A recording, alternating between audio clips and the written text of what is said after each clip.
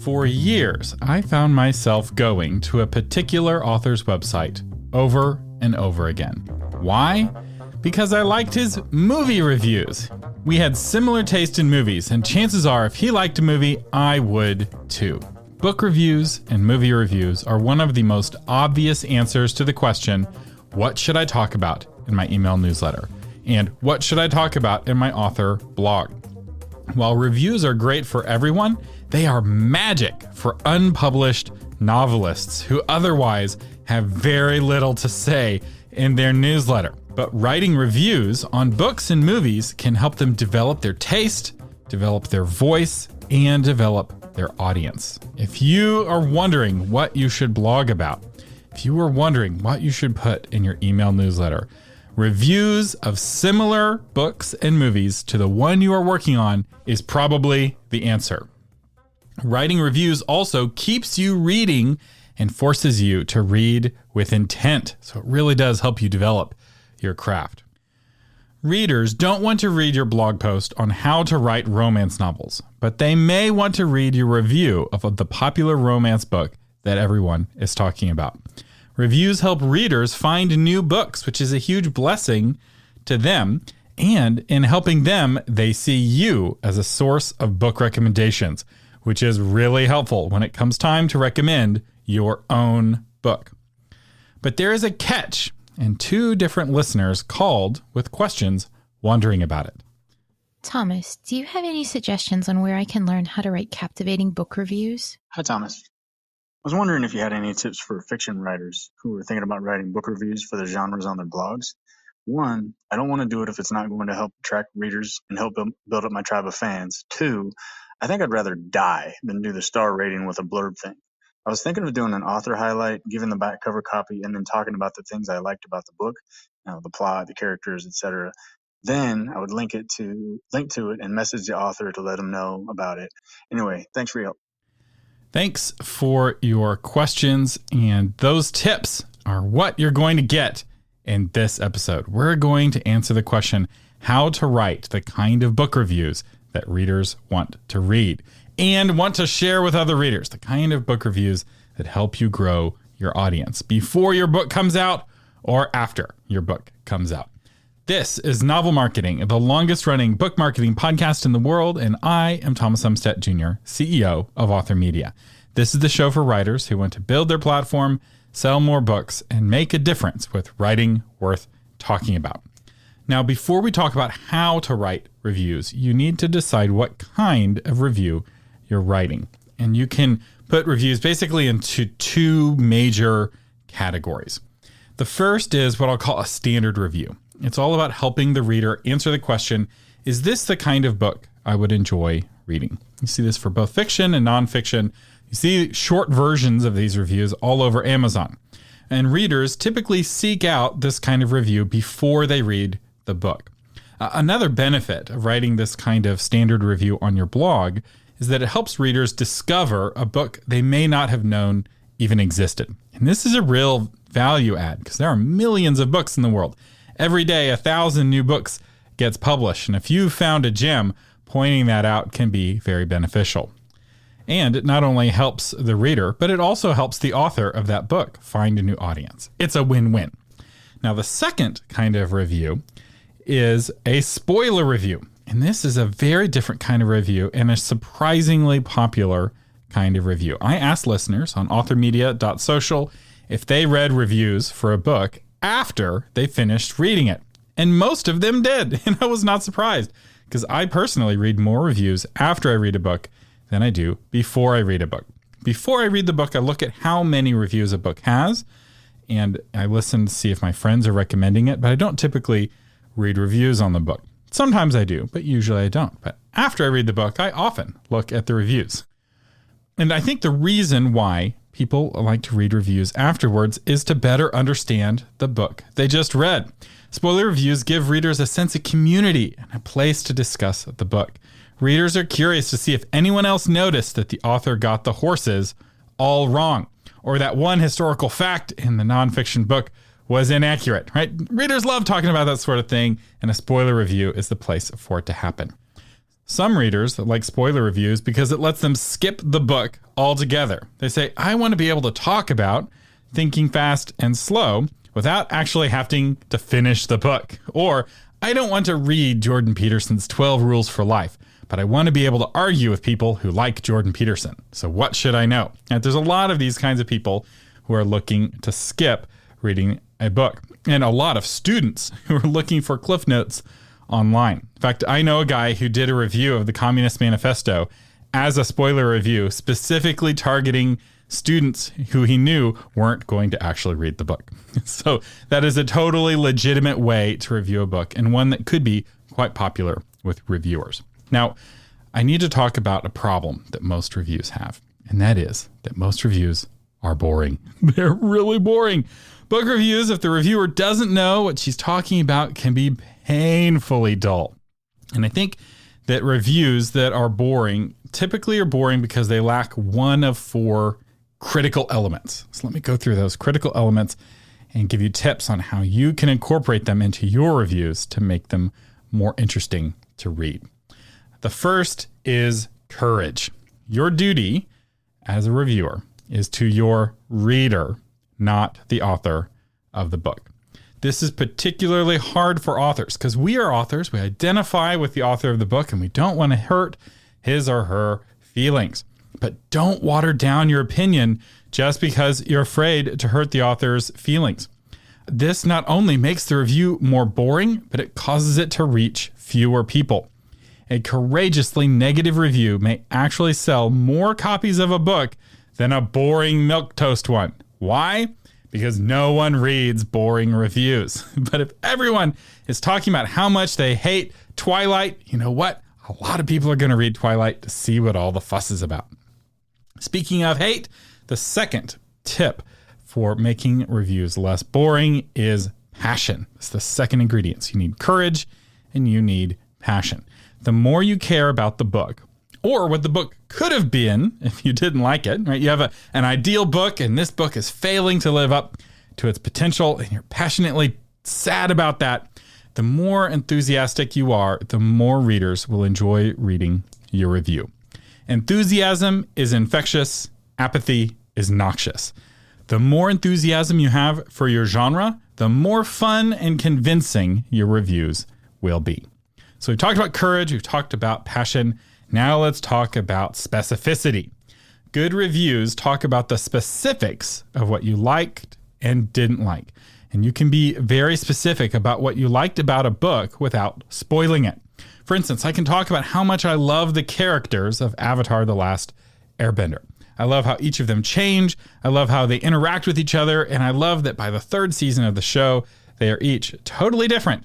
But you'll have to watch the show to find out how they change, right? So I can tell you that they change without telling you how or why. And you can get that specific, but if it's a spoiler review, you can talk exactly about how Zuko goes from being a hater to a lover, right? How he goes from hunting down the Avatar to joining the Avatar. And that spoils the first season, which I'm sorry, but it's been 10 years, so you've had your chance.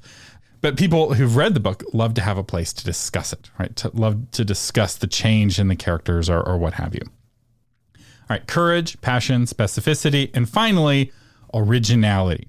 Before most people write a review, they read the other reviews about a book so they can be similar. Don't do that. Read the reviews, but then say something new.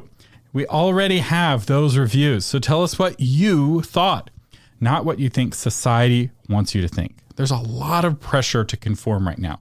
There's always pressure to conform, but I feel like it's particularly strong right now for whatever reason. People don't want to stick out. The lone banana gets peeled, the highest blade of grass gets cut, right? These are sayings that people are sharing with each other. And I just want to say that the only way to stand out from that pressure is to resist it. The only way to stand out is to be willing to stand out. So say something fresh, say something new. Don't feel like you have to agree with the crowd. Did everyone love a book and you hated it? Share it. In fact, if you're gonna, hate on a book, pick one that's popular, right? Be courageous. Don't hate on a book that no one read. That's, bullying the little kid. Instead, stand up to the bullies, right? Punch up, don't punch down. All right, the next tip for making your book more interesting and really for helping guide your reviews overall is to pick an angle. Picking an angle not only makes the reviews more interesting to readers, it often makes them easier to write and faster to write, which is important because you still want to spend most of your time writing your book, not writing book reviews of other people's books. And if you pick a good angle, instead of reviewing the whole book, perhaps you can only review one aspect of the book. So I'm going to walk through different angles that you can pick, but there are far more than this. In fact, I encourage you to come up with a cool angle that no one has thought of before. So one common angle is a persona review. This is where you pick one particular aspect of your identity and you use that aspect of your identity to review the book. So a homeschool mom's review of The Shack or a Texan's review of the Dark Tower series, right?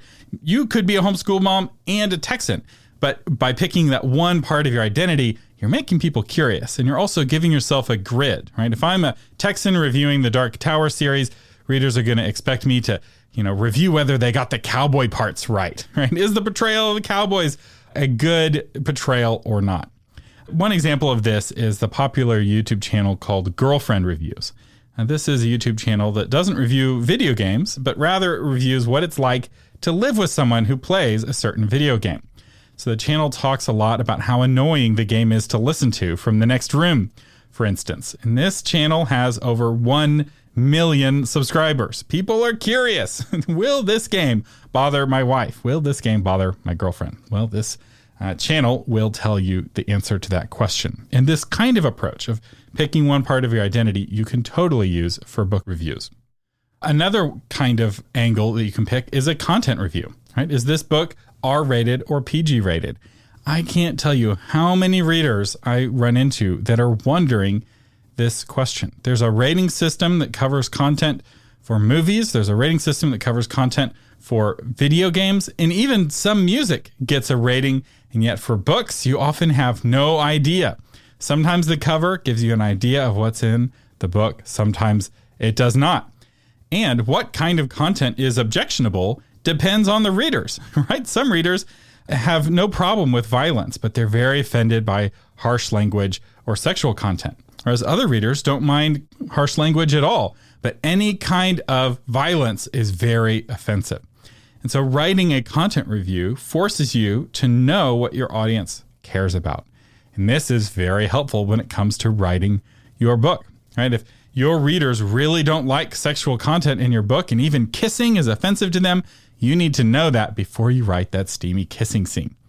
There's almost an unlimited demand for this kind of review. Of all of the angles I'm talking about, this one is probably the easiest to quickly get an audience for because most books never get a content review from anyone on any metric, right? Not on racism, not on sexual content, not on profanity, not on anything. So you could be the one and only content review at all for a book.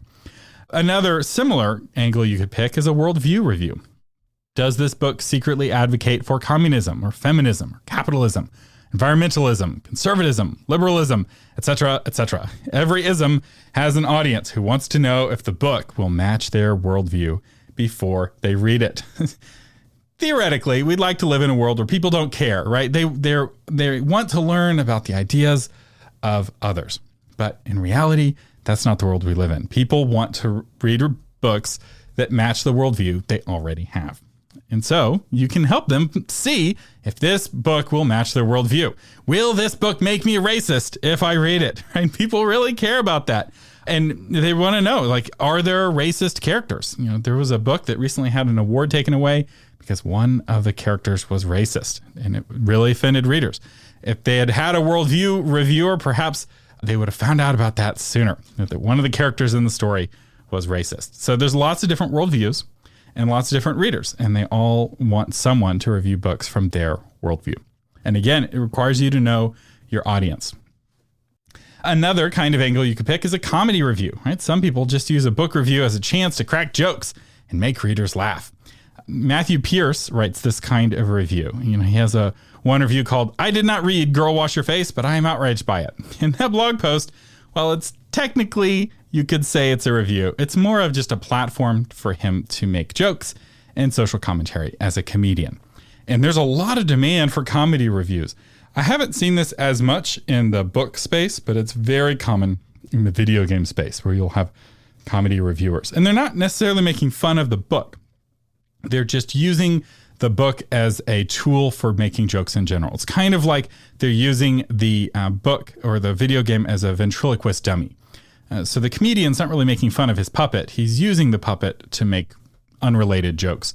Maybe the puppet's connected, but it's only tangentially so. But it makes being funny more fun. It makes the social commentary more fun. And there's a lot of room for comedy reviews. If you have a funny bone and you can write good jokes, there's a lot of demand for this kind of review.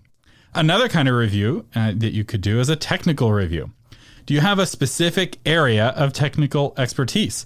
Perhaps you know a whole lot about guns, or you review books specifically to say if they got the guns right. And like some authors very clearly don't know anything about guns. There's a huge readership that's in gun culture, and they want the details of the guns to be right. Or maybe you're a historian or a scientist, right? Maybe you review the book to see if they got the history right or the science right? I'm reading this historical fiction. I want to know what was true and what was not true, right? What was the fiction part? What was the historical part?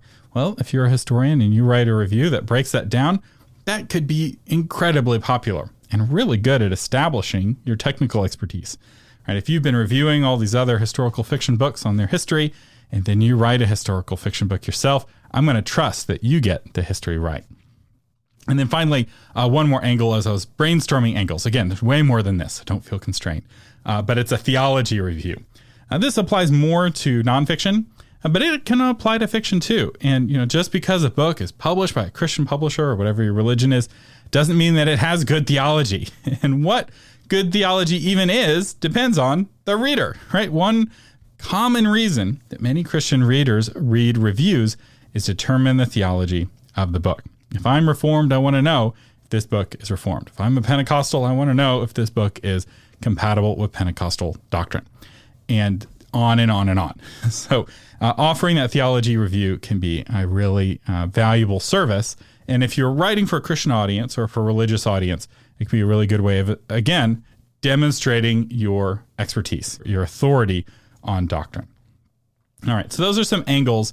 And you really have to pick those first, because what angle you pick really determines how you approach the review. But all reviews need to include a few things. So let me talk briefly about what to include in your review.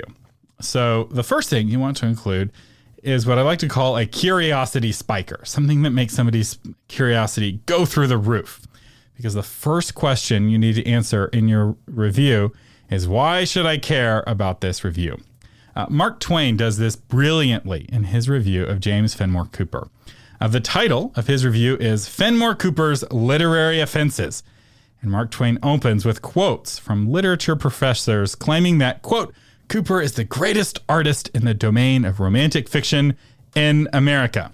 It's like, get your popcorn, ladies and gentlemen. We're in for a fight. What is Mark Twain going to say to these luminaries, right? You're curious. It's like James Fenimore Cooper. He wrote Last of the Mohicans. He's a stalwart of American literature. And yet Mark Twain says that he is the worst user of the English language in history. What on earth? I'll talk more about this review in a second, but he's got your attention, hopefully. And if not, you're probably not in his target market. And now, I should say, there are many ways to spike someone's curiosity. Don't feel like it has to be controversy or that you have to work in controversy to every review. Controversy is probably the easiest, right? People love controversy. It's like a car accident. People can't help but turn and pause to look. But there are other ways to make people curious. But you have to make people curious somehow. If they're not curious about your review, they're not going to read it. If you're writing a comedy review, open with one of your best jokes. If you're writing a technical review, make people curious, right? You have to say something like, is The Expanse really hard science fiction, or is it secretly a space opera? Let's dig into the science and see. All right, if somebody's into science fiction and particularly hard science, they're curious, right? Is The Expanse really accurate? What in The Expanse is true to science, and what is it that's fiction? The next thing you want to do in every review is answer the following 5 questions. So these are questions that you can guide, and I'll have these at the show notes at authormedia.com/293. And here are the 5 questions. What about the book did you love? What about the book did you hate? Who would like this book? Who would hate this book? And how does this book compare with similar books?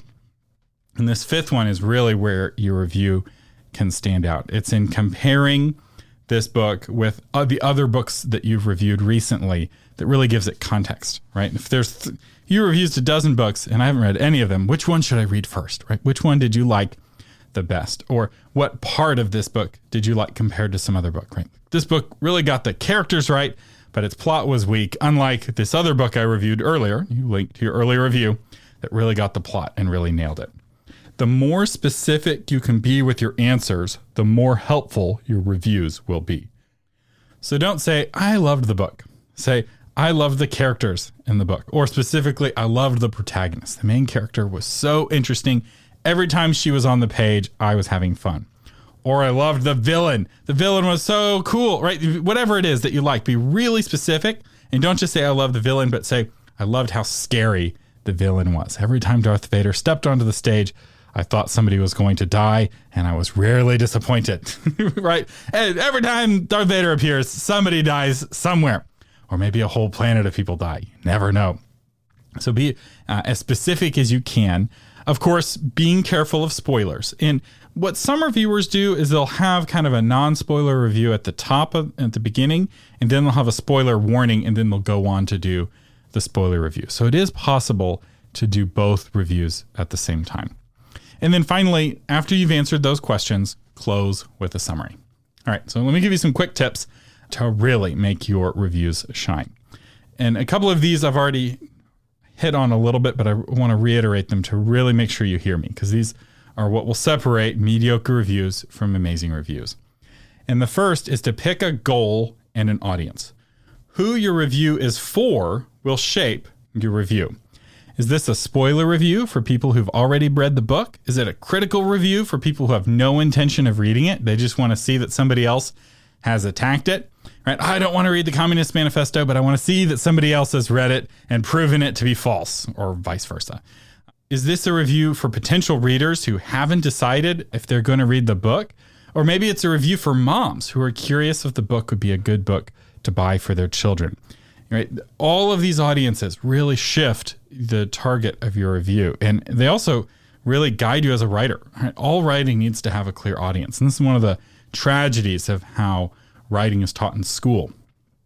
Typically, the audience for most school writing is the professor or the teacher, and it doesn't teach you how to adapt your message for the audience, which is like a fundamental principle of good communication.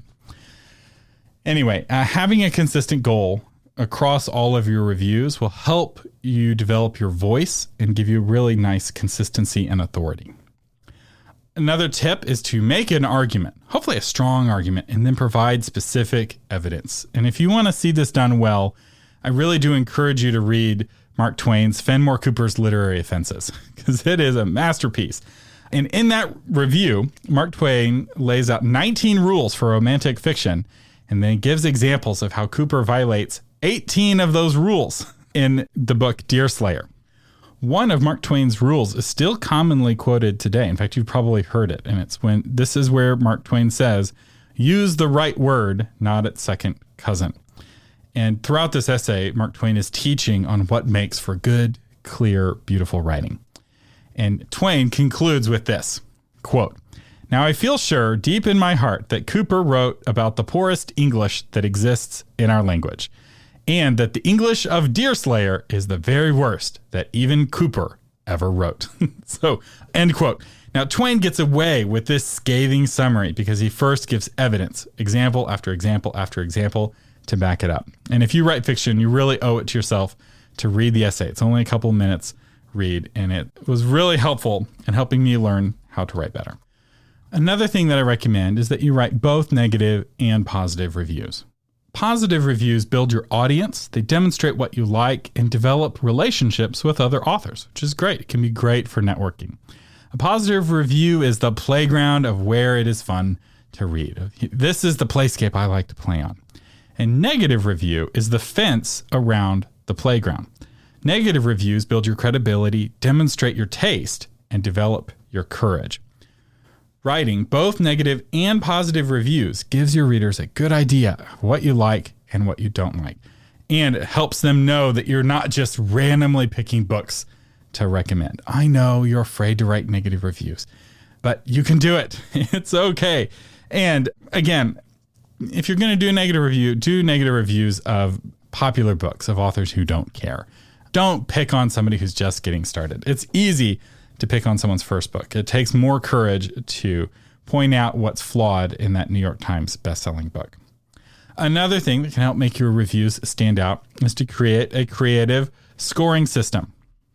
A scoring system, when done well, gives your reviews better context and makes them more fun to read.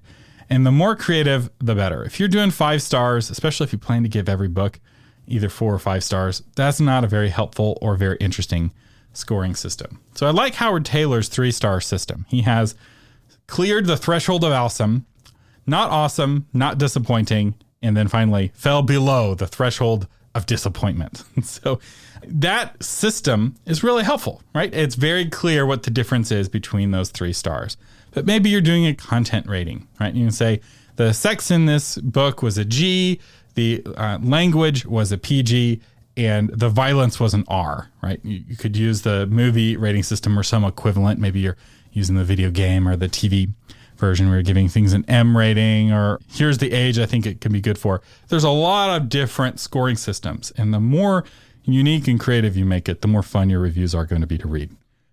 Another thing that Howard does that I really like is that he ranks each year the movies as he watches them. So the first movie that he watches is ranked number 1. Then the next movie is either ranked number 1 or number 2, and then so on. So by the end of the year, you can see how all the movies rank against each other. And this gives them a lot of context, right? You have maybe 10 movies that are, cleared the threshold of awesome, but only one is scored number 1. Now, this is not a lot of work. It makes navigating the reviews a lot easier, and it makes them so much more contextually rich, right? I can see, this one just barely cleared the threshold of awesome, but this one is, very high.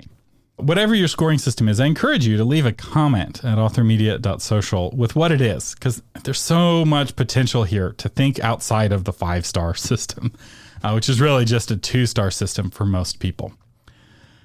Then my final tip is to study craft. If you are having a hard time drafting book reviews for books, it may be a symptom of not having read enough books on craft.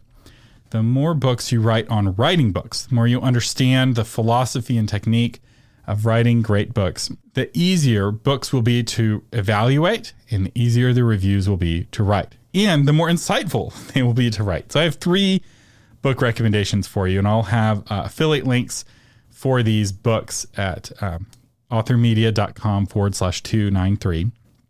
And the 3 books are Plot and Structure by James Scott Bell. This will help you understand kind of the format of a good story. It'll understand what the difference is between Act 1 and Act 2, right? There are people who say beginning, middle, and end, and those words have a lot of meaning, and they know what the difference is. Then there are people who aren't quite sure what authors mean when they say beginning, middle, and end. So if that's you, really encourage you to read Plot and Structure by James Scott Bell. Then there's Getting into Character by Brandon Collins. This will really help you understand making characters better in your story, and also what makes for a good character in a movie or in a novel. And then finally, The Story Equation by Susan May Warren. This kind of combines those first 2. I imagine most of you have probably read these 3 books. They're very popular amongst authors, but if you haven't, you really owe it to yourself to check out Plot and Structure by James Scott Bell, Getting into Character by Brandon Collins, and The Story Equation by Susan May Warren. If you are just getting started with blogging, or maybe you're listening to this episode trying to decide whether or not you want to even have a blog, I have a course for you. It's called How to Craft Excellent Blog Posts, and it's all about how to write better blog posts. In this course, I'll show you what makes for a good blog post, whether you're writing it for your own website or for someone else's.